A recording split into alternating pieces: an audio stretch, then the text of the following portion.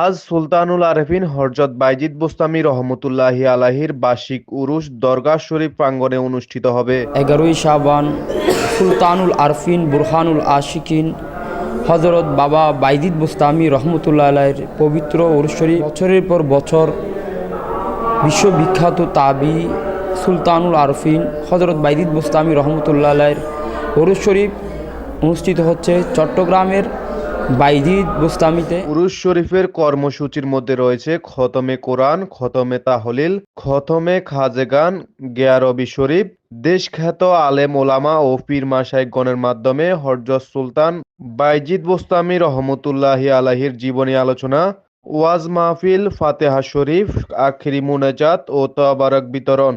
উক্ত উরুস শরীফে জাতি ধর্ম বর্ণ নির্বিশেষে হজরতের বক্ত ও অনুরক্তদের উপস্থিত হওয়ার জন্য কমিটির পক্ষ থেকে বিনীতভাবে অনুরোধ জানিয়েছেন সেক্রেটারি সৈয়দ মোহাম্মদ হাবিবুর রহমান। সম্মানিত দর্শক শ্রোতা, দূর এবং কাছ থেকে যারা আমাকে দেখতে পাচ্ছেন সকলের প্রতি সালাম, আসসালামু আলাইকুম ওয়া রাহমাতুল্লাহি ওয়া বারাকাতুহু।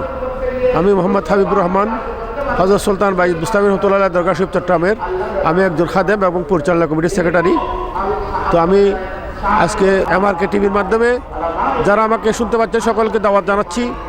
প্রত্যেকে যারা দরবারের প্রতি যারা আগে এসেছেন বা যারা জানেন অবশ্যই জানেন যে আমরা এই সুলতানুল আরফিন হযরত বাইজিদ বোস্তামী রহমতুল্লাহ আলাইহি দরগাহ শরীফের পবিত্র উরুস শরীফ প্রত্যেক বছর 11ই শাবান, এখানে চাঁদের হিসেবে হয়ে থাকে 11ই শাবান, অর্থাৎ শবে বরাতের 3 দিন আগে অনুষ্ঠিত হয়ে থাকে।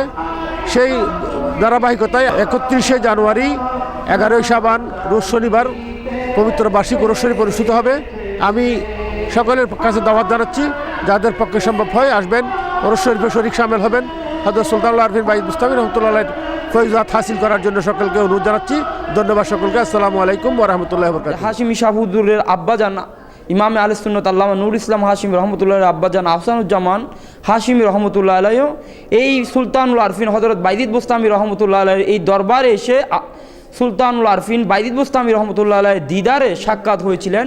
আহসানুজ্জামান হাশিমি রহমতুল্লাহ আলাইহ এই নাসিরাবাদ পাহাড়ের মধ্যে উনি এসে একটি কথা বলছিলেন, বাইজিদ বোস্তামী রহমতুল্লাহ আলাইহ কি আমার দিদার, আমি কি ওনার দিদার পাবো না? এই কথা বলতে দেরি নয়, সুলতানুল আরফিন হযরত বাইজিদ বোস্তামী রহমতুল্লাহ আলাইহ কাজী আহসানুজ্জামান হাশিমি রহমতুল্লাহ আলাইহকে সাক্ষাৎ দিয়ে বলতেছে, আমি বাইজিদ বোস্তামী রহমতুল্লাহ আলাইহ তোমার যে মনের কথা জানি, সেজন্য আমি তোমাকে দিদার দিয়ে ধন্য করলাম। আর পৃথিবীর মানুষের জন্য এটাই বলে গেলাম যে সুলতানুল আরফিন বাইজিদ বোস্তামী রহমতুল্লাহ আলাইহ সর্বক্ষণ এই বাইজিদ মাজারের মধ্যে উনি থাকে।